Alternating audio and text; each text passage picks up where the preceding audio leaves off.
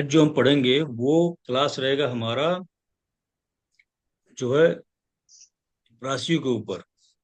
कौन सी राशि, कौन से भाव, कहाँ पे उच्च का, कहाँ पे नीच का, वो सारे कंसेप्ट आज क्लियर करेंगे। क्योंकि जो हम न्यूमरोलॉजी पढ़ते हैं, न्यूमरोलॉजी में भी ये हमारे काम आने वाला है।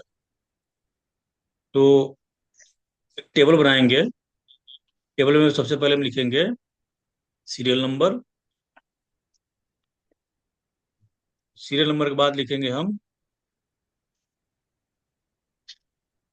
ग्रहों का नाम। उसके आगे लिखेंगे हम स्वराशि। उसके आगे लिखेंगे हम मूल त्रिकोण राशि।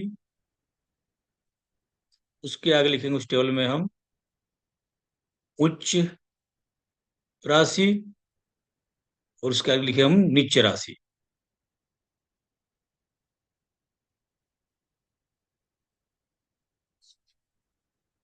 हो गया। अब उच्च राशि और नीच राशि हो गया आपका। सबसे पहले वो सीरियल नंबर वन डालेंगे। सीरियल नंबर के नीचे लिखेंगे हम वन। वन के आगे लिखेंगे हम राशि के नाम लिखा हुआ है, तो हम लिखेंगे मेष राशि। ठीक है, मेष राशि हो गया। अब नेक्स्ट मैंने बोला था कि उनका जो है मूल त्रिकोण राशि कौन सी है। ठीक है, मूल त्रिकोण राशि में लिखेंगे हम इसका मेष। ग्रह बीच में ग्रह लिखेंगे। ग्रह का भी लिखेंगे, ग्रह का एक कॉलम बना लीजिएगा। ग्रह मंगल। मंगल का मूल त्रिकोण राशि है। ठीक है, सीरियल नंबर, ग्रह, राशि, फिर समराशि, मूल त्रिकोण राशि, ऐसे करके। सीरियल नंबर वन, ग्रह में मंगल, राशि में मेष राशि। उसके बाद मूल त्रिकोण राशि में मेष, मंगल का जो है मूल त्रिकोण राशि मेष राशि है। तो हम राशि की जगह ना नंबरिंग करेंगे। नंबरिंग में लिखेंगे एक नंबर। उसके आगे जो लिखा था, मैं बोला था आपको लिखने के लिए, अ, उच्च राशि। उच्च राशि में हम लिखेंगे मंगल ग्रह कहाँ उच्च का होते हैं, मकर राशि में। तो मकर राशि का नंबर होता है 10। तो हम उच्च राशि के नीचे लिखेंगे हम 10। 10 लिख देंगे। पहले हम सीरियल नंबर लिख देते हैं, 1 से लेकर 12 तक आप सीरियल लिख लीजिए। कंप्लीट कीजिए एक चीज को। 1 से लेकर 12 तक सीरियल को कंप्लीट कीजिए। एक के आगे ग्रह को पहले लिखिए, एक के आगे लिख दीजिए मंगल। दो के आगे लिख दीजिए शुक्र। तीन के आगे लिख दीजिए बुध। चार के आगे लिख दीजिए चंद्रमा। पांच के आगे लिख दीजिए, पहले एक सीरियल कंप्लीट कर लेते हैं, उसके बाद आगे जो मैंने बोला था सम राशि मूल त्रिकोण राशि, उसमें मैं नंबरिंग लिखवाऊंगा। सिर्फ नंबरिंग से हम याद रखेंगे। अब राशि का नाम सिर्फ नंबर से याद करना है, तभी जाके हम आगे काम कर पाएंगे। और आज का बहुत इंपॉर्टेंट क्लास है। 5 नंबर में लिखिए सूर्य की राशि है। ठीक है, 6 नंबर में लिखिए आगे बुध की राशि। बुध, ग्रह बुध है। 7 नंबर लिखिए, 7 नंबर के आगे लिखिए शुक्र। 8 नंबर, 8 नंबर के आगे लिखिए मंगल। 9 नंबर के आगे लिखिए गुरु। 10 के आगे लिखिए शनि। 11 के आगे लिखिए शनि, कोमा राहु। 12 के आगे लिखिए गुरु। ये होगा हमारे ग्रहों का नंबर वाइज। अब फिर सीरियल नंबर में लिखवाया था, एक के आगे लिखवाया था मंगल। मंगल के आगे लिखेंगे आप नंबर मेष। 1 नंबर मेष राशि लिखेंगे उसको। ठीक है, 1 नंबर के आगे मेष राशि। 2 नंबर के आगे लिखवाया था बृहस्पति, बृहस्पति, शुक्र ग्रह। तो 2 नंबर के आगे लिखेंगे बृहस्पति राशि। राशि के कॉलम चल रहा है, एक एक कॉलम भरेंगे ऊपर से हम नीचे तरफ, एक एक कॉलम को भरेंगे। तो अब राशि वाला कॉलम है, इसको भरेंगे मेष। 2 में वृषभ। 3 में मिथुन। 4 में कर्क। 5 में सिंह।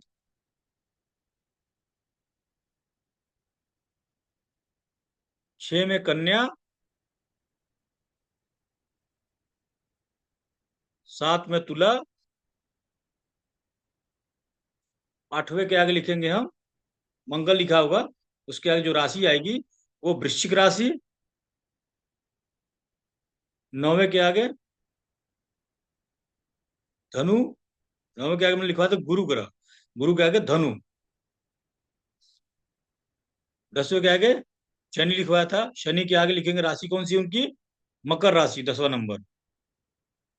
11वां नंबर जब लिखेंगे हम तो 11 का लिखेंगे शनि, ब्रैकेट में राहु, उसके आगे जो राशि है वो कुंभ राशि है।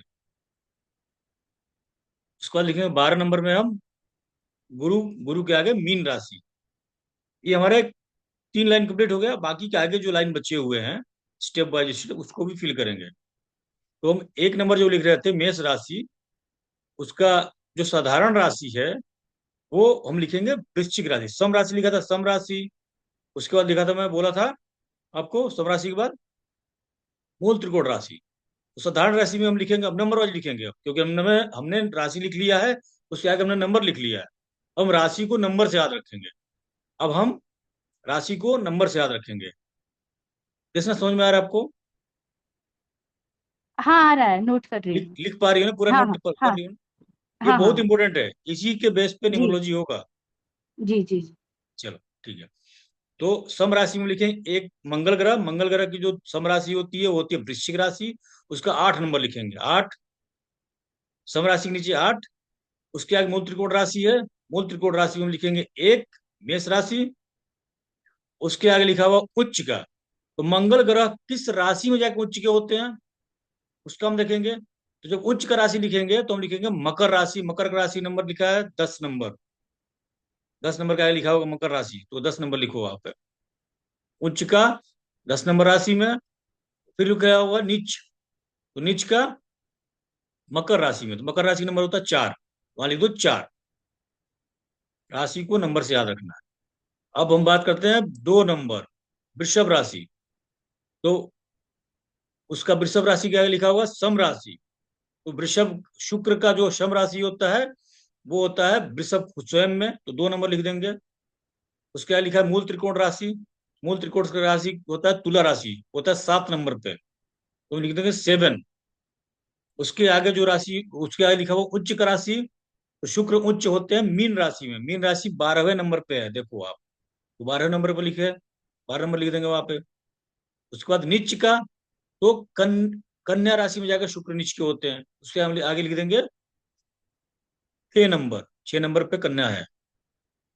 उसके बाद फिर हम बनाएंगे 3 नंबर राशि, मिथुन राशि के लॉर्ड होते हैं बुध ग्रह, बुध ग्रह की जो सम राशि होती है वो राशि होती है मिथुन स्वयं में।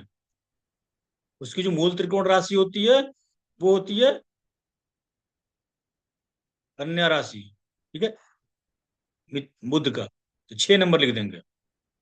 अब बुध जो उच्च के होते हैं वो स्वयं के राशि में होते हैं, तो उच्च में हम फिर से 6 नंबर लिख देंगे उच्च के राशि वाले कॉलम में। फिर नेक्स्ट कॉलम में हम जब नीच का बात करते हैं तो मीन राशि में जाकर नीच के होते हैं, तो हम लिख देंगे 12 नंबर राशि में नीच के, ठीक है। हम बात करेंगे चौथा राशि जो है कर्क राशि, इसके मालिक ग्रह, स्वामी ग्रह है चंद्रमा ग्रह। तो चंद्रमा के आगे जो सम राशि, चंद्रमा का जो सम राशि और मूल त्रिकोण राशि एक ही राशि है, तो वह है कर्क राशि। तो हम दोनों में 4 4 लिख देंगे, 4 नंबर राशि, 4 नंबर राशि।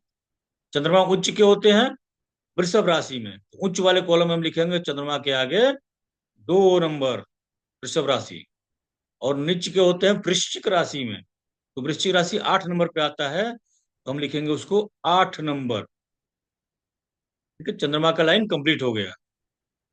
हम फिर शुरू करते हैं 5 नंबर का। 5 नंबर सिंह राशि, सिंह राशि के स्वामी ग्रह होते हैं सूर्य ग्रह, तो आप सूर्य ग्रह का आगे का हम लिखेंगे, सूर्य ग्रह दोनों का एक ही राशि होता है, मूल त्रिकोण सम कुछ नहीं है, एक ही राशि है, वह है सिंह राशि। तो सिंह राशि में हम सम राशि में लिखेंगे 5 नंबर, मूल त्रिकोण में भी 5 नंबर, सब कुछ उनका वही है। उसके बाद जो है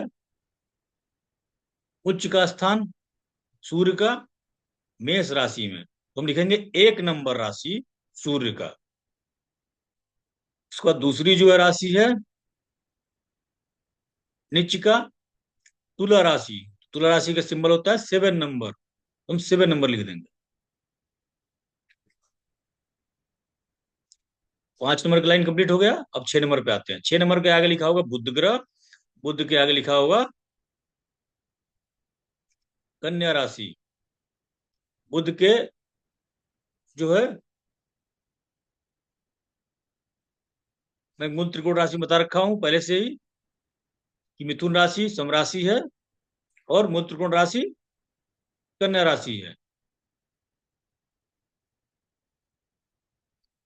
ठीक है।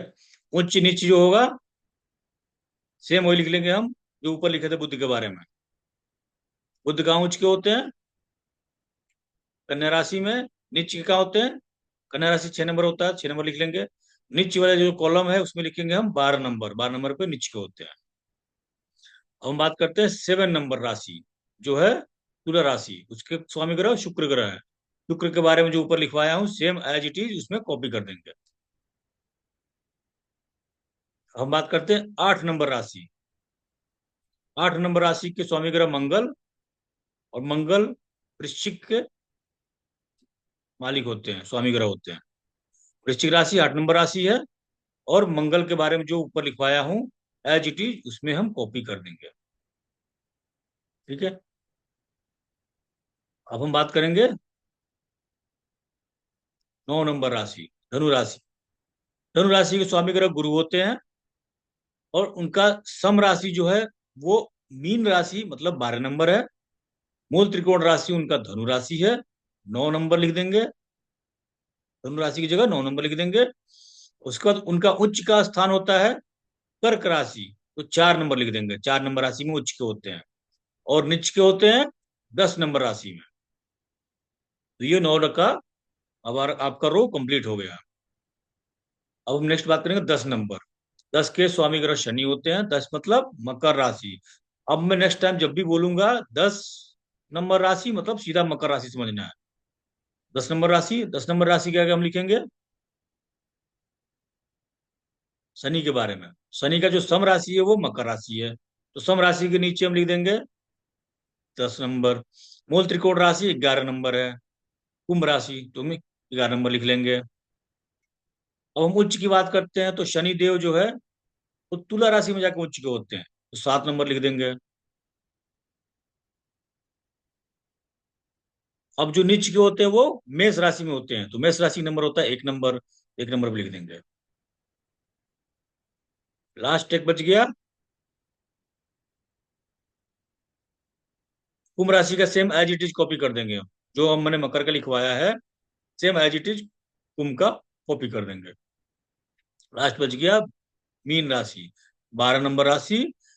गुरु उसके मालिक है, और मीन राशि गुरु का जो उन्होंने ऊपर लिखवाया है ऊंची नीच सेम कॉपी कर देंगे।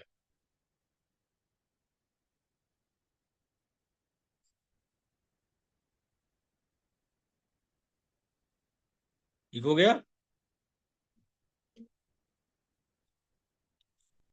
अब लास्ट टाइम हमने ये तो कंप्लीट हो गया, ये आपको अब अपने टंग पे याद रखना है। कुछ भी बोला जाए तुरंत आपको आना चाहिए। अगर मैं बोलूँ 10 नंबर राशि मतलब मकर राशि, 6 नंबर राशि मतलब कन्या राशि, आपको टोटल याद करके रखना है, तभी जाकर के फायदा होने वाला है। क्योंकि हमारे पास इतना टाइम नहीं है कि हम कौन सी राशि है याद करेंगे। तो प्रैक्टिस करना है, डेली 1 घंटा उसको प्रैक्टिस कीजिएगा, आपको याद हो जाएगा। लास्ट टाइम क्लास में हमरा हमारे 9 ग्रहों में से मैंने 8 ग्रहों के बारे में बता दिया था। एक ग्रह के बारे में कुछ बताया था, थोड़ा बहुत रह गया है, उसको हम कंप्लीट कर लेते हैं। उसके बाद हम पढ़ेंगे आज कि कौन सा राशि कहाँ बैठा है, हम कैसे देखते हैं। कुंडली थोड़ा देखने के बारे में सीखेंगे। चलिए, अगर प्रथम भाव में काल पुरुष कुंडली के प्रथम भाव में अगर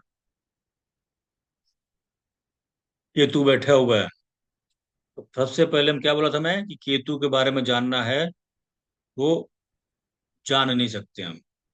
हमारे पुराने लोग क्या बोलते थे, राहु केतु के बारे में कोई जान ही नहीं सकता कब क्या कर देंगे। क्योंकि हमारा मन है ना, मन की स्थिति है राहु केतु। Internal Ketu, external Rahu. तो केतु जब सर धड़ हुआ था अलग तो केतु हमारे गिर गए थे देवगुरु बृहस्पति के चरण में, बगल में, चरण के बगल में। वहीं खड़े थे, कट गया सर, सर तो उड़ गया, लेकिन शरीर जो है गुरु के बगल में गिर गया, गुरु के चरणों में गिर गया। इसीलिए केतु के अंदर गुरु वाली क्वालिटी आ गई, और वो आध्यात्मिकता उसके अंदर आ गया। और 12वां भाव हमारा चरण होता है, और 12वां भाव हमारा अध्यात्म होता है। इसीलिए केतु को मीन राशि, 12वां भाव मतलब मीन राशि में जाकर के अच्छा माना गया है। ठीक है?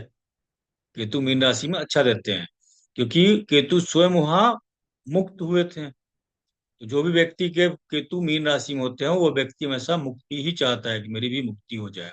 12वें भाव में अगर किसी कुंडली के 12वें भाव में अगर केतु है, तो उनको मुक्ति मिलती है, चांसेस ज्यादा होते हैं मिलने के। केतु अगर प्रथम भाव में है, तो ऐसा व्यक्ति के अंदर लेट गो एटीट्यूड होगा, उसके अंदर डिजायर्स बहुत कम होंगे। केतु के पास सर नहीं है, तो बुद्धि नहीं है।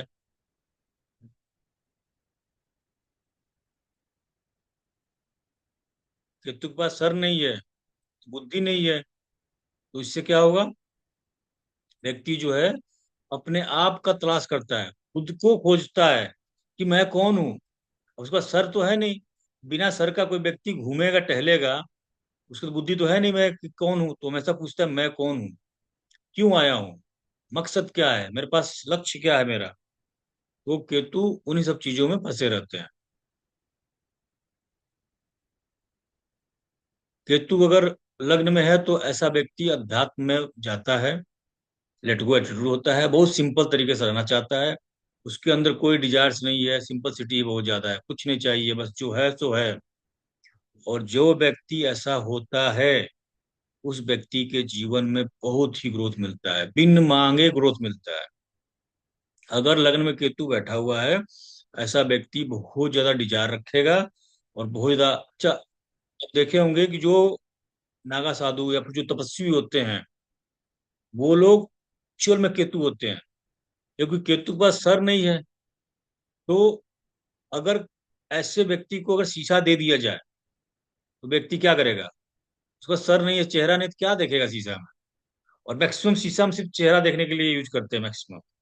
तो चेहरा है ही नहीं, तो क्या देखेगा? तो जो एक्चुअल केतु वाले होते हैं ना, वो लोग बहुत ज्यादा फोटो खिंचवाने में या फिर शीशा रखने में, बहुत ज्यादा अपने आप को ग्रूम करने में ध्यान नहीं देते हैं, जिनका लग्न में केतु होते हैं प्रथम भाव में। आप जितने भी तपस्वी को देखेंगे, वो तपस्वी लोग कभी भी अपने साथ शीशा नहीं रखते हैं। बड़े बड़े दाढ़ी, बड़े बड़े बाल, कोई मतलब नहीं है कैसा दिख रहा हूं मैं, क्योंकि वो अपने आंतरिक खुशी में मस्त है एकदम। इंटरनल हैप्पीनेस है केतु। वो अंदर ही अंदर खुश है बेचारा, उसको लग रहा है कि मैं अंदर से सुंदर दिख रहा हूँ, बाहरी सुंदर की मुझे जरूरत ही नहीं है। लेकिन जो राहु वाले होते हैं, वो अपने आप को हमेशा भड़कदार, एक्सप्रेसिव दिखावा करते हैं। केतु वाले बहुत शांत स्वभाव, बहुत बढ़िया सिंपल, जो है सो है। और जितना वो सिंपल होते हैं, उनके जीवन में ग्रोथ उतना ज्यादा होता है। वो नहीं चाहते हैं कि मैं इतना लग्जरी में जीऊं, फिर भी केतु उनको जबरदस्ती उन लग्जरी में लाके आ जाएगा। भैया तू तेरा है, ले जा, तेरा ही, तू इस जन्म में ले, भाई तेरा है। ये लोग काफी ग्रोथ मिलता है, अगर डिजायर कर लेंगे तो जिंदगी में भी कभी ग्रोथ नहीं कर पाते हैं। इनका क्या होता है कि पूर्व जन्म में ये बहुत ज्यादा खुद के लिए भोग चुके होते हैं, जीवन को बहुत अच्छे से जी के आ रहे होते हैं। तो इस जन्म इनका मन करता है ठीक है, अब जो है सो है, बस अपने कर्म काटने आया हूँ, अपना ये कर्म कर लूँ, उसके बाद चला जाऊंगा, मुझे कोई लेना देना नहीं दुनिया से। वो केतु वाला व्यक्ति होता है, जिसके प्रथम भाव में केतु होते हैं।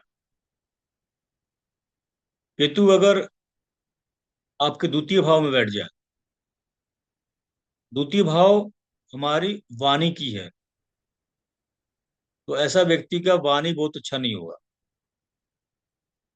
दोनों होगा, तो बताऊंगा। पहले अच्छा नहीं होगा, ये बताता हूँ क्यों। क्योंकि केतु के पास कॉमन सेंस नहीं है, बहुत अच्छा कॉमन सेंस नहीं है। तो ऐसा व्यक्ति कुछ भी उटपटांग बोल जाएगा। उटपटांग भी नहीं बोलेगा, जो बोलेगा तो सीधा बोल जाएगा। उसको दुनिया का ना वो पॉलिश लगा करके बात करना नहीं आता है, और बहुत बुद्धि नहीं है उसके पास कि कैसे बात करना है। जो बोलना है सीधा बोल जाएगा, उसको नहीं फर्क पड़ता कि आपको बात लगने के बाद बुरा लगेगा या अच्छा लगेगा। उसको बाद में समझ में आया कि अच्छा ऐसा नहीं बोलना चाहिए था, कि फिलहाल के लिए वो बिना दिमाग का बोल जाएगा। ऐसे व्यक्ति को क्या बोलते हैं, भैया तुम कम बोला करो, तुम्हारे पास बुद्धि नहीं है, कुछ भी बोलते रहो तो फालतू बातें। इसकी बातें भी लोगों को समझ में नहीं आएगी क्या बोलना चाह रहा है। बहुत टू दी पॉइंट बात करेगा ये ऐसा व्यक्ति।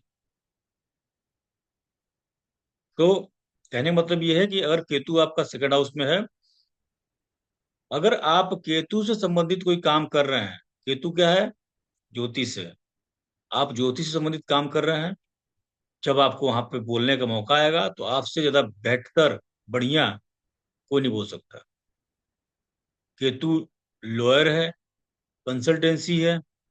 अगर आपका द्वितीय भाव में केतु बैठे हैं तो आपसे अच्छा लॉयर कोई नहीं बन सकता। क्यों?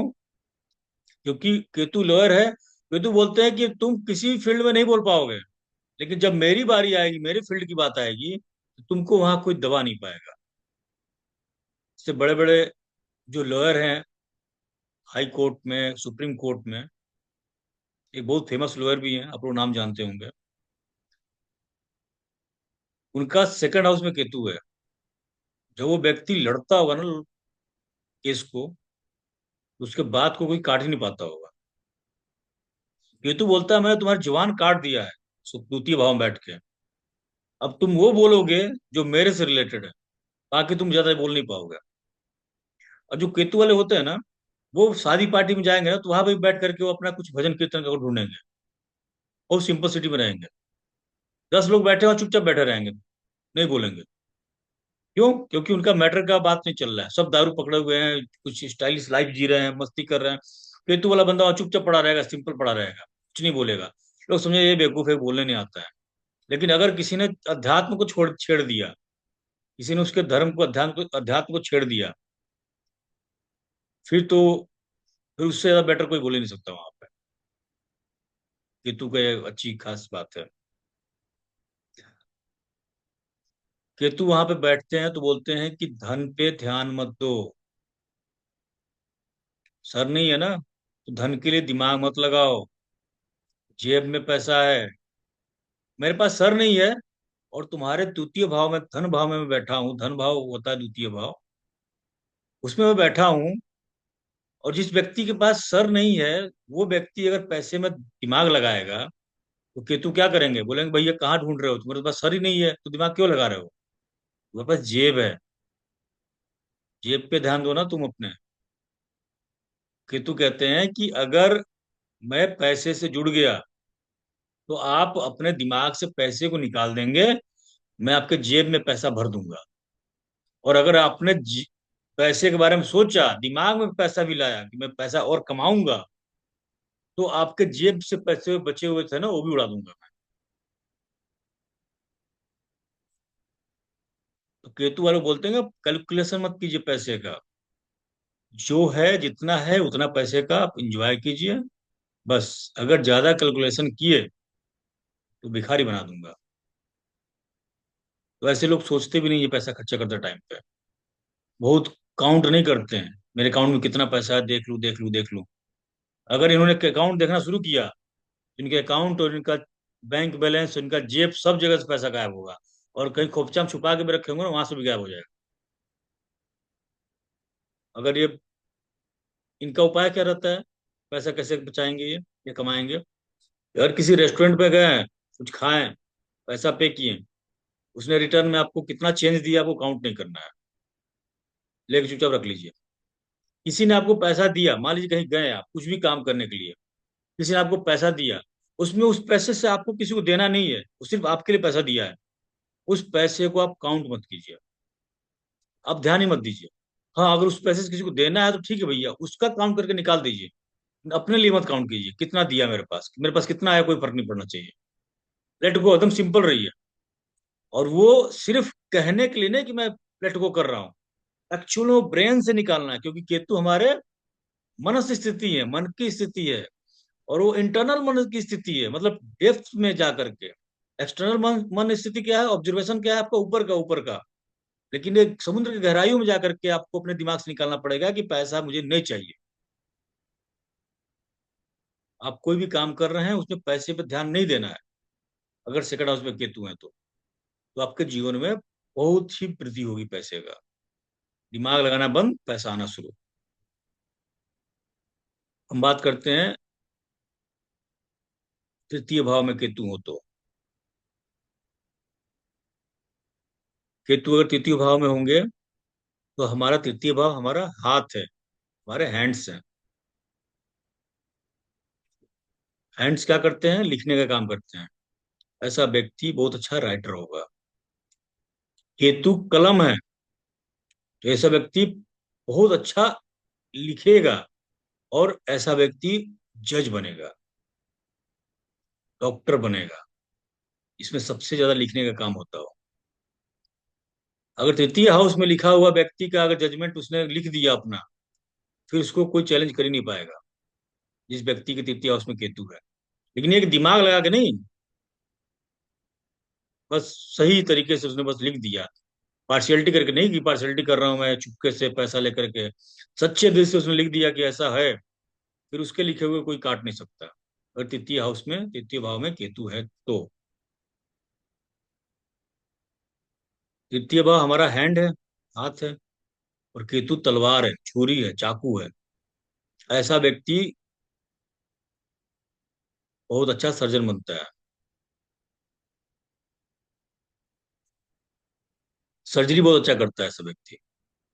इसके हाथ में छुरी, चाकू, ब्लेड हमेशा रहेगा। कंसल्टेंसी है, कंसल्टेंसी करते हैं केतु। तो ऐसा व्यक्ति अपने प्रोफेशन में कंसल्टेंसी करते हुए दिखेगा आपको, लोगों को कंसल्ट बहुत करेगा।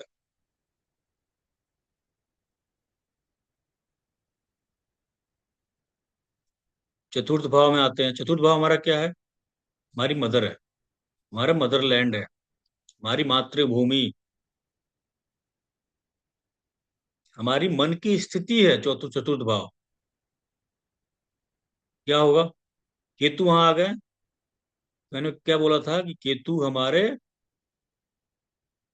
डिटैचमेंट के कारक ग्रह हैं। आपको आपके मदर से डिटैच कर देंगे, आपको आपके मदरलैंड से डिटैच कर देंगे।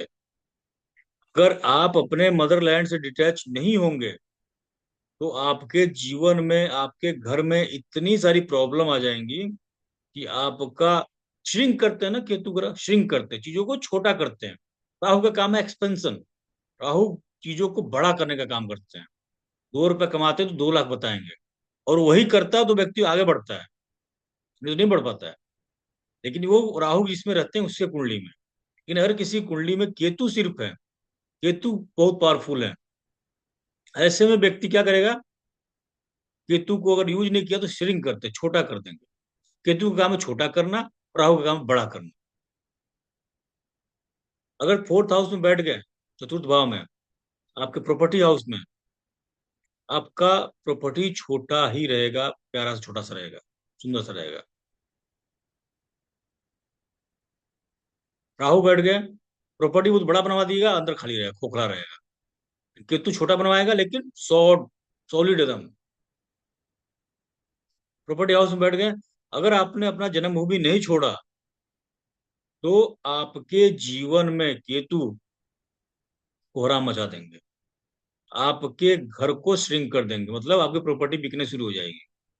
आपकी प्रॉपर्टी छोटी हो जाएगी, बिक बिक के कम होने शुरू हो जाएंगे। बहुत बड़े जमींदार के घर जन्म लिए थे और फोर्थ हाउस में केतु आ गए, प्रॉपर्टी आपकी कम होने शुरू हो गई, जब तक आप उस घर को नहीं छोड़ेंगे। दूसरा क्या है? केतु खेती है, तो उसको बचाने के लिए आपको खेती करना पड़ेगा। आप कोई भी प्रोफेशन प्रोफेशन करते हो, पर अगर खेती का काम करेंगे तब जाकर के आपका प्रॉपर्टी थोड़ा बचेगा। मन स्थिति है फोर्थ हाउस, तो मन आपका तब काम आएगा, तब साथ देगा जब आप केतु से संबंधित कार्य में लगेंगे। वरना ऐसे लोगों को हमेशा माइग्रेन रहता है, समझ नहीं आता क्या दिक्कत है। माइग्रेन क्यों है? केतु ब्लॉकेज के कारक ग्रह हैं। और हमारे मन की जो स्थिति है उसमें ब्लॉकेज लगा देते हैं। हमारे मन कहाँ है? ऊपर हेड में, सर में, ब्रेन में। तो ब्रेन में भी दर्द स्टार्ट हो जाता है, माइग्रेन हो स्टार्ट हो जाता है। क्यों? क्योंकि ब्लॉकेज के कारण ग्रह ब्लड फ्लो रुक जाता है, सर में दिक्कत शुरू हो जाता है।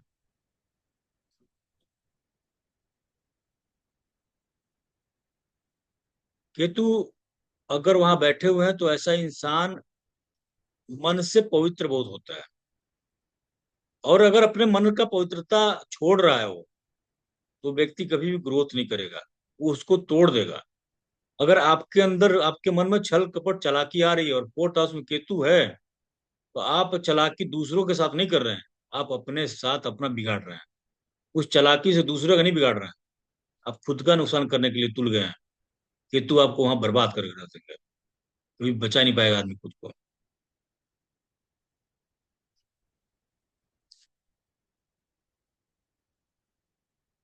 ऐसा स्थिति हो जाता है।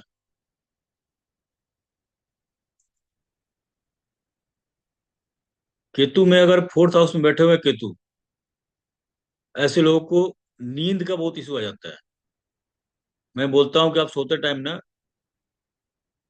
गीता का पाठ सुनिए, एस्ट्रोलॉजी सुनिए। सोते सोते टाइम नींद नहीं आ रही है तो मोबाइल पे एस्ट्रोलॉजी लगा दीजिए, किसी का सुनिए, जहाँ आपको मन लग रहा हो, आपको बहुत अच्छी नींद आएगी।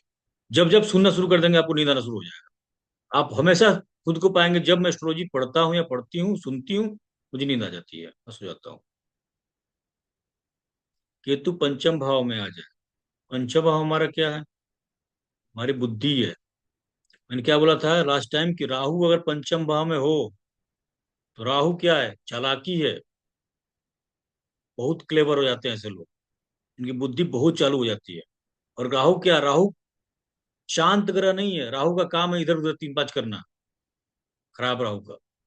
तो ऐसे लोग क्या करेंगे? इधर के बाद उधर, उधर की बात उधर, उधर की बात उधर। जब वो कर लेते हैं, फिर शांत हो जाते हैं। बुद्धि उनकी लगती है अब मेरी बुद्धि को शांति मिल गई है। लेकिन केतु का उल्टा है। केतु देव देव अगर पंचम में आ गए, तो आपके जीवन में आपकी बुद्धि जो है, ऐसे लगे मेरा बुद्धि अभी तक काम नहीं करता, पहली बात तो। लेकिन जब काम करेगा तो कब? जब आप मेडिकल फील्ड से जुड़ जाएंगे, डॉक्टरी फील्ड से जुड़ेंगे, तो आपकी बुद्धि बहुत तेज काम करेगी। केतु ब्लॉकेज के कारक ग्रह हैं, विघ्न करता। तो इसको ठीक करने के लिए, आपकी बुद्धि को ठीक करने के लिए, आपको विघ्नहर्ता को याद करना पड़ेगा, गणेश जी को। इसीलिए जब केतु की दशा चलती है, तो ऐसे व्यक्ति का देखेंगे आप, वो कि वो गणेश जी की पूजा बहुत करता है उस टाइम पे। उसको लगता है भगवान सिर्फ गणेश जी हैं जो इससे बचा सकते हैं, मतलब मुझे सिर्फ गणेश जी हैं जो काम करते हैं, बाकी कोई देवता काम नहीं करता है। लेकिन एक्चुअल में वो केतु की दशा से गुजर रहा होता है। और केतु विघ्न हरता है, विघ्न हरते हैं उसके लाइफ में तो उसको लगता है बस भगवान एक ही है, गणेश जी हैं। लेकिन हर ग्रह का अलग अलग डाइटी है, भगवान है, उसके हिसाब से उनके में इंटरेस्ट बढ़ता है। राहु का अगर दशा चल रहा है, तो राहु में इंसान माँ दुर्गा की पूजा जरूर करता है। उसको लगता है कि दुर्गा ही है जो हमारे दुख और दुर्गति को दूर करे, वो कहलाए दुर्गा। माँ दुर्गा ही है जो दुख और दुर्गति को दूर कर सकती है। पंचम भाव में अगर केतु बैठ जाए, तो ऐसे में व्यक्ति बहुत ही अच्छा बुद्धि वाला होता है। मेडिकल लाइन फील्ड में उसका बहुत अच्छा काम करता है। अच्छा, बुद्धि क्या करता है उसका? हर जगह रिसर्च लेवल का दिमाग काम करता है उसका, हर चीज में डीप में जाएगा, ढूंढ के निकालेगा, तब समझेगा। ऐसे व्यक्ति की पढ़ाई डीप रूटेड होती है। ऐसे ऊपर ऊपर उनको कोई समझा नहीं सकता है। और जब तक वो डीप रूटेड पढ़ाई नहीं करेंगे, तब तक उनकी पढ़ाई हो भी नहीं पाएगी। उनके लाइफ में हमेशा जीवन में प्रॉब्लम, समस्या देखने को मिलेगा ही मिलेगा।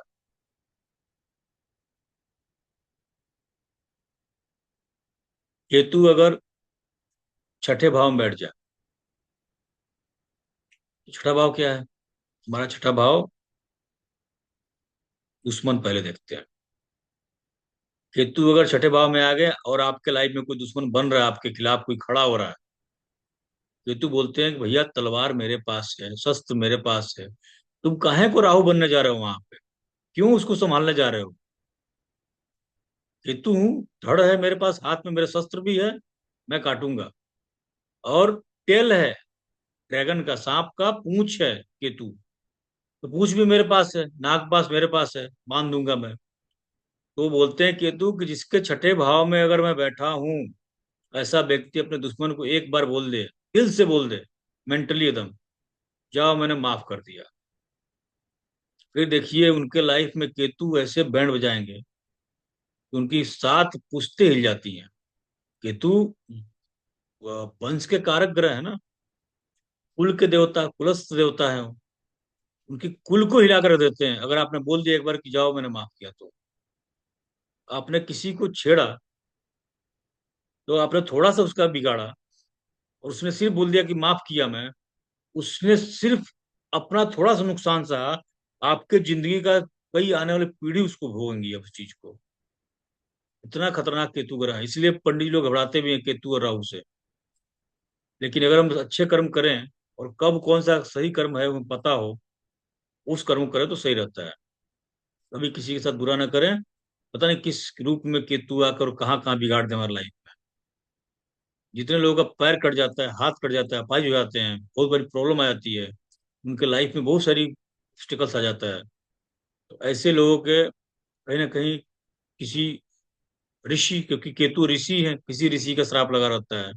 किसी सीधा व्यक्ति है केतु का ना, सिंपल सीधा व्यक्ति, तो किसी सीधा व्यक्ति को हम लूट लेते हैं, झपट लेते हैं, बेवकूफ बना देते हैं, तो वो बोलता है ठीक है, ले गए कोई बात नहीं।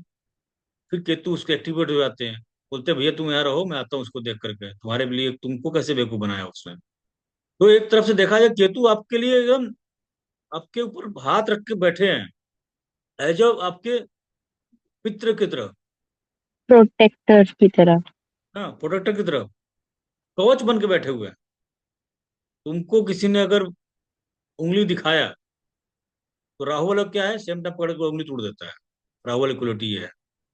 लेकिन केतु बोलेगा जाओ, छोड़ दिया, वो अपने घर जाकर आराम कर रहा है, और इधर केतु उतर गए उसके शरीर से, और जाकर उसको पीट पाट के आ जाएंगे।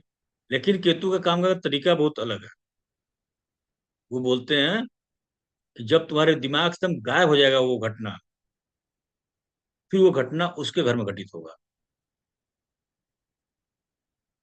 वो चीज है। केतु बहुत ही शानदार ग्रह है, इसे डरने की जरूरत नहीं है। केतु को अपना मतलब सब कुछ मानना चलेगा, वो कुल के देवता, हमारे पितृ पितृ पितृ पितृ जितने पुत्र हमारे पितृ हैं, सबको देखते हुए आ रहे हैं, सबसे पुराने। केतु वाले जिसके भी छठे घर में होगा, वो व्यक्ति कभी भी लड़ाई नहीं करेगा, वहां से हट जाता है, छोड़ो जाने दो, मुझे नहीं लड़ना। मंगल अगर छठे घर में बताया था कि अगर कहीं पड़ोसी में लड़ाई होगा, तो भी वो अपना डंडा लेकर निकल जाएगा, भाई लड़ने जाना है मुझे। राहु अगर हुआ तो देखेगा, पहले पता करेगा, अच्छा अब डायरेक्ट नहीं पूछेगा, पड़ोसी से पता करेगा क्या हुआ बगल में, पहले फोन करके पता करेगा, अच्छा बगल में क्या हुआ है, कितने लोग हैं। जब मेरे से ज्यादा ताकतवर है, तो फिर दरवाजा बंद करके अंदर बैठ जाएगा। होता है कुछ लोग कि रिक्शा वाला अगर कुछ बोल देगा, तो उसको तुरंत गाली दे देते हैं, बुश टॉक कर देते हैं उसके साथ। और वही कोई बढ़िया मर्सिडीज से उतर के दो थप्पड़ मार भी दिया, तो चुपचाप सह के निकल जाते हैं। तो राहु वाले हैं। केतु अगर सेवेंथ हाउस में आ जाए, सातवां भाव में, हाँ केतु छठे भाव में ना, छठे भाव हमारा बीमारी का भी है, हमारा लॉ फाइट का भी है। तो केतु ग्रह यहाँ पे बहुत अच्छा डॉक्टर, और बहुत ही ज्यादा अच्छा वो वकील, लॉयर बनाते हैं, बहुत अच्छा। यहाँ का व्यक्ति बहुत सीधा फाइटर होता है, बहुत जाता है चुपचाप, to the point, cut to cut बात करेगा, और आपको केस जिता के वापस लेके चला आएगा। बहुत सीधे होते हैं लोग। अगर अपने ग्रह को अलाइन करके रखा है, तो बहुत अच्छा ग्रोथ करते हैं। अच्छा, फाइनेंस का मैटर आ गया, वो केतु बोलते हैं कि फाइनेंस के बारे में सोचो मत। अब कैसे इनको समझेंगे कि भैया फाइनेंस का हाउस छठा घर है, छठा घर में केतु बैठ गए, और ये बोलते हैं कि तुम सोचो मत, क्योंकि जेब मेरे पास है, जेब में पैसा तब आएगा जब तुम सोचोगे नहीं। तो ये फाइनेंस में है, तो फिर कैसे फाइनेंस पे अच्छा रिजल्ट देंगे। तो क्या करते हैं केतु यहाँ पे, सीए कराते हैं। दूसरों का पैसा तुम निकलवाओ, उससे उम्मीद मत रखो मैं तुम्हारे जेब में डाल दूंगा। ऐसे लोग सीए बन जाते हैं। सप्तम भाव में आते हैं। सप्तम भाव हमारा पत्नी का है, पार्टनर का है, पति का है। सप्तम भाव में केतु आ जाए तो मैं एक चीज बोलता हूँ, सिंपल सी बात जान लीजिए भैया, इस जन्म में आपकी पत्नी आपसे दुखी, आपका पति आपसे दुखी रहेगा। अगर मान लीजिए किसी जेंडर के, किसी भी व्यक्ति के सप्तम भाव में केतु है, आप उसका कभी केयर नहीं करेंगे, कभी भी ध्यान नहीं देंगे कि मेरी पत्नी भी है या मेरे पति भी हैं। केतु बोलते हैं कि तुम अपने पत्नी का ध्यान नहीं दोगे, क्योंकि तुमने पूर्व जन्म में पत्नी को बहुत ही, मतलब जो भी चीजें हैं तुमने उसका बहुत किया हुआ है। इस जन्म में तुमको उसकी बातें सुनाई नहीं देगी, क्या बोल रही है, तुम समझ ही नहीं पाओगे क्या आप कहना चाह रही हो। वो बोल रही है ईस्ट में घूम करके, और आप घूमे हुए वेस्ट में घूम घूम के देख रहे हैं। एक दूसरे को कभी समझा ही नहीं पाएंगे हम कहना क्या चाह रहे हैं। और मैक्सिमम लोगों की जो डाइवोर्स होती है वो इसी में, केतु अलगाव है, बिछड़ाव है, बिछड़ बिछड़ जाते हैं सब लोग। तो रुकते कैसे हैं? तो एक ही घर में रहेंगे बट अलग अलग रहेंगे, एक साथ नहीं रहेंगे, तो उनके रिश्ता चलते रहता है।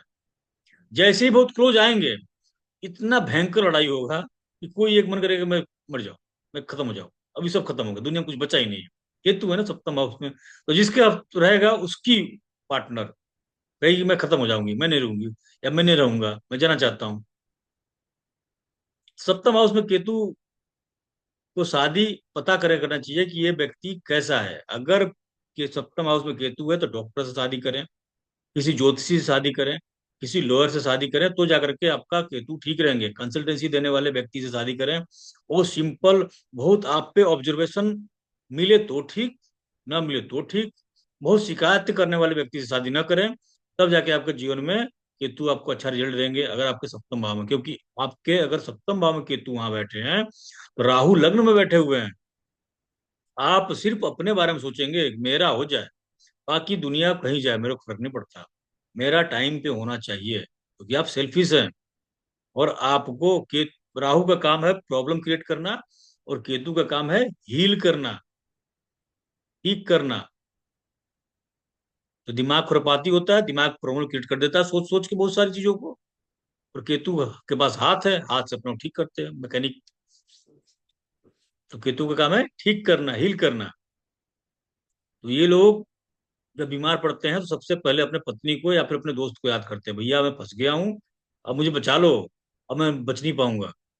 तो वहां पत्नी आती है जिसे सप्तम हाउस में केतु है, या दोस्त आता है उसका, और आकर उनको बचाते हैं। तो हमेशा दोस्तों और पत्नी को तरफ देखते रहते हैं, भैया फंसूंगा तो ये बचाएंगे, दूसरा कोई नहीं बचाने वाला है। व्यापार का है तो ऐसे व्यक्ति को व्यापार करने में बहुत दिक्कत आती है, इसीलिए ऐसे व्यक्ति को केतु से संबंधित व्यापार करना चाहिए, जिससे कि इनके लाइफ में ग्रोथ हो। केतु क्या है? डिगिंग, नीचे जमीन से नीचे का काम, खुदाई का काम, ठीक है, बोरिंग का काम, ये सारा काम केतु का है।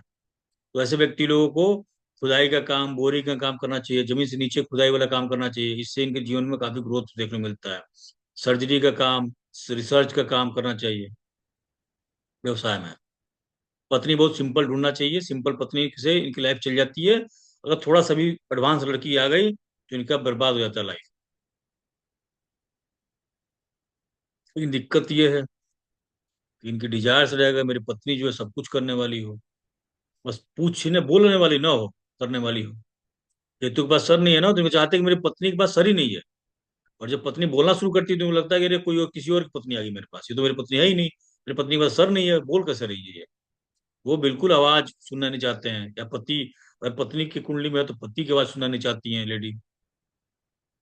केतु अगर अष्टम भाव में बैठ गए, अष्टम भाव क्या हमारा, हमारा डीप रिसर्च का है, रिसर्च। केतु आ जाके अच्छा हो जाते हैं। एक तो मैं खुद ही रिसर्च का कारक रहा हूँ, और वहीं पे रिसर्च, तो मैं जो कॉलम बनवाया हूँ उसमें देखिएगा 8 नंबर पे वृश्चिक राशि लिखा है, उसमें मंगल के बाद केतु भी लिखना है। जैसे मैं शनि के बाद राहु लिखवाया था, उसी ने 8 नंबर राशि में मंगल के बगल में केतु भी लिख दीजिएगा। क्योंकि 8वें भाव में जाकर के, कालपुरुष कुंडली के 8वें भाव में जाकर के केतु अपने स्वराशि में पहुंचते हैं, उनका स्वराशि है। अच्छा, राहु केतु पहुंच कर नहीं लिखवाया ना, एक चीज और नोट कर लीजिएगा। राहु जो है स्वराशि छोड़ दीजिए, सिर्फ उच्च नीच लिख दीजिए। राहु का उच्च होता है मिथुन राशि, और राहु का नीच होता है धनु राशि। और राहु केतु में एक अच्छी चीज ये है कि दोनों उल्टा है। ये बोलता है जहां तुम उच्च बैठे हो वहां मैं नीच बैठ जाऊंगा। केतु का जो उच्च का राशि होता है धनु राशि, और केतु का जो नीच का राशि होता है वो मिथुन राशि। ये नोट कर लीजिएगा, ये आपके काम आएगा। ये जो हम करेंगे अभी न्यूमरोलॉजी, जब उसमें काम आएगा। अब हम बात करते हैं, अष्टम भाव में केतु आ गए, अपने घर में आ गए। एक तो अष्टम भाव खुद ही पाताल लोक है, जमीन से नीचे का है, छुपा हुआ है, हिडन है। और केतु स्वयं अपने घर पे चले गए, पाताल लोक में बैठ गए। तो ऐसा व्यक्ति जीवन में हमेशा रिसर्च करते रहता है, कुछ ना कुछ ढूंढता रहेगा, कुछ ना कुछ ढूंढ के निकालेगा निकालेगा। इसको रिसर्च नहीं करना है। और अगर अष्टम भाव जागृति हो गया, तो ऐसा व्यक्ति के पढ़ाई में मन नहीं लगेगा, लेकिन पढ़ेगा। कहाँ पढ़ेगा? तय खाने में जाकर पढ़ेगा, छुप के पढ़ेगा, या रिसर्च करेगा। अगर रिसर्च नहीं किया तो क्या होगा? सर्जरी होगी। अष्टम भाव सर्जरी भी है, ऐसे व्यक्ति के सर्जरी बहुत होगा। अनएथिकल हिडन रिलेशनशिप का अष्टम भाव है, छुप करके रिश्ते बनाना। समटाइम्स ठीक है, मतलब ये जो छुप कर रिश्ते बनवा देता है तो ये लोग सर्जरी से बच जाते हैं, मेजर सर्जरी से बच जाते हैं।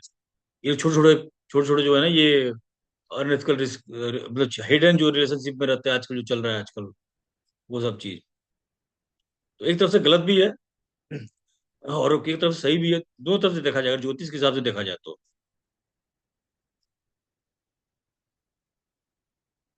अष्टम भाव वो चीज है। अष्टम भाव तंत्र का है, मंत्र का है। ऐसे में व्यक्ति जो है मंत्र सिद्धि पे बड़ा जोर देता है। मुझे सीखना है, कुछ सिद्ध करना है।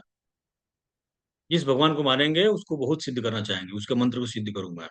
और अगर आपका अष्टम भाव चल रहा है तो मंत्र सिद्ध कीजिए, तंत्र का है। तो आपको लगेगा कि मुझे कुछ जादू कर रहा है, काला जादू का भी घर है, जादू टोना का भी घर है वो। आपको लगेगा कोई मेरे पर जादू कर रहा है, कोई टोना कर रहा है। मंत्र सिद्धि का घर है। मंत्र कौन सा है? अगर अष्टम भाव में कोई ग्रह बैठा हुआ है, आप उसका मंत्र जाप करेंगे और उसी का मंत्र सिद्ध करेंगे। अष्टम में मंगल बैठे हुए हैं, हनुमान जी का मंत्र सिद्ध कीजिए, या मंगल का मंत्र सिद्ध कीजिए। अगर अष्टम में चंद्रमा बैठे हुए हैं, भगवान कृष्ण का मंत्र सिद्ध कीजिए।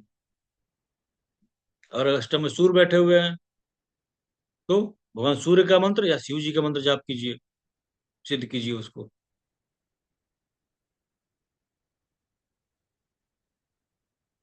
अष्टम में बुध बैठे हुए हैं, तो भगवान विष्णु का मंत्र जाप कीजिए, सिद्ध कीजिए।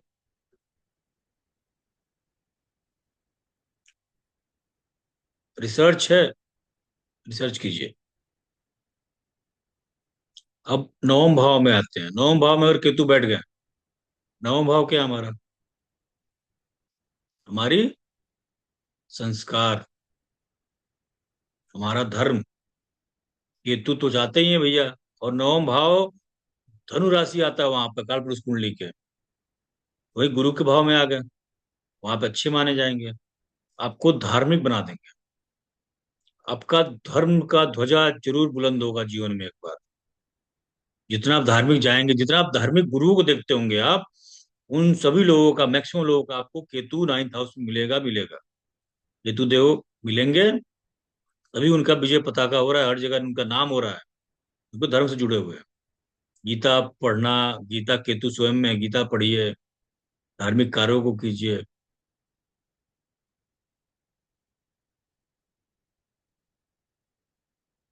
भाग्य आपका तभी साथ देगा। अगर आप धार्मिक नहीं हुए तो आप भाग्य आपका पूरा बंद जाएगा, फंस जाएगा, ऑब्स्टिकल्स आ जाएंगे आपके लाइफ में।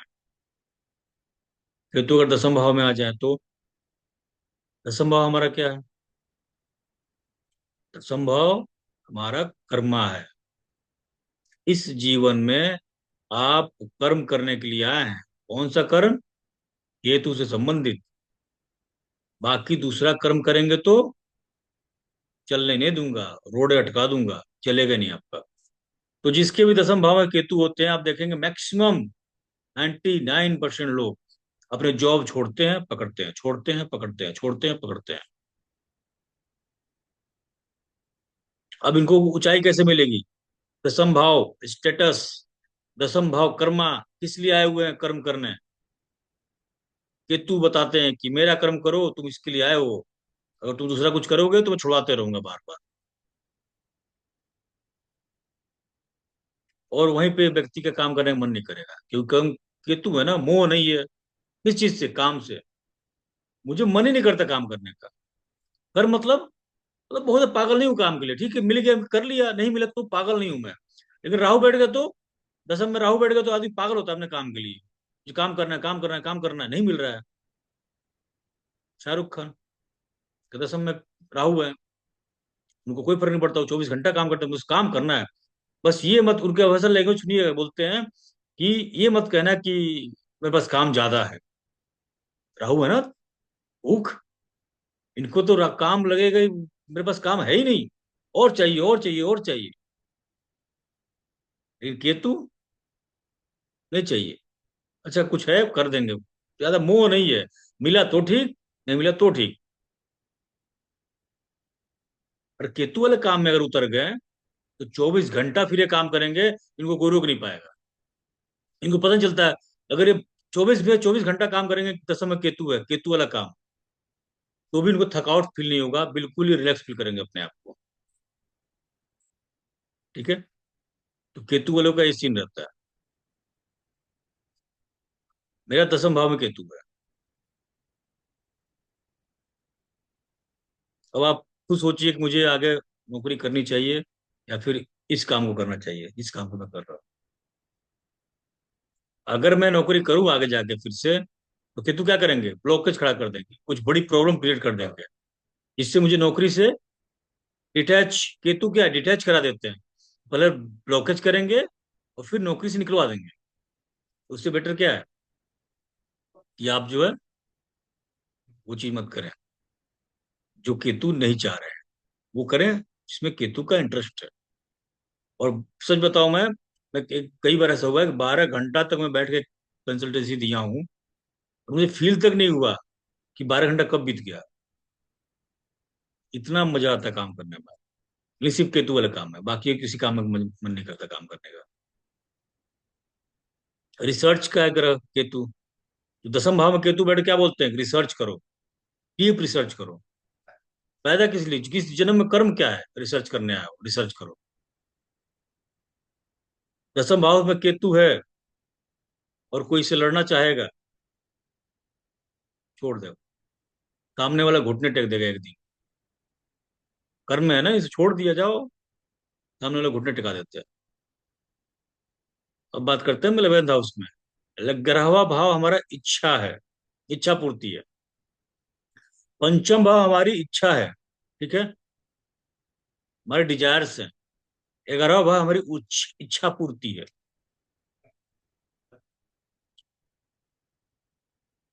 ठीक है। तो 11वां भाव में अगर केतु बैठ गए हैं, तो ऐसे व्यक्ति को सबसे पहली चीज कि मुझे किसी चीज की इच्छा ही नहीं है, नहीं चाहिए, बहुत है, इच्छा ही खत्म हो चुकी है अब। अब तो बस मन करता है बस कैसे भी दुनिया इस जिंदगी को काट लूं, वापस चले जाऊं। तो ऐसा रहता है। ठीक है।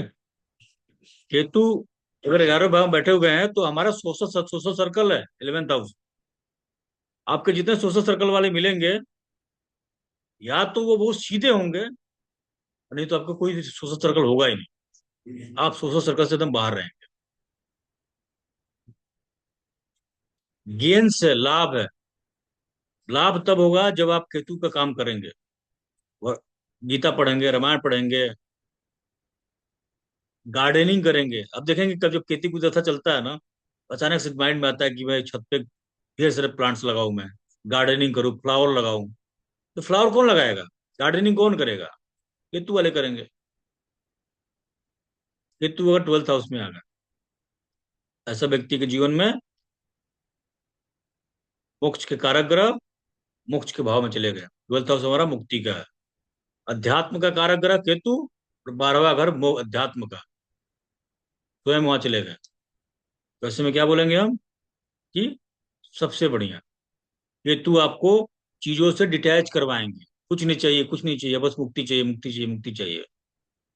और केतु का एक बहुत शानदार चीज क्या है कि आप जो मांगेंगे उसका उल्टा देंगे। मेटेरियलिस्टिक लाइफ में अगर आपने बोला कि मुझे कुछ नहीं चाहिए मेटेरियलिस्टिक जीवन में, वो आपके पीछे सारा शहर, ऐशो आराम, घर गाड़ी सब कुछ लाके दे देंगे। लेकिन अगर आपने सोचा कि नहीं मुझे चाहिए, ये चाहिए, वो चाहिए, वो सब आपसे छीन लेंगे। केतु ग्रह का ये था। ठीक है, नेक्स्ट क्लास में हम पढ़ते हैं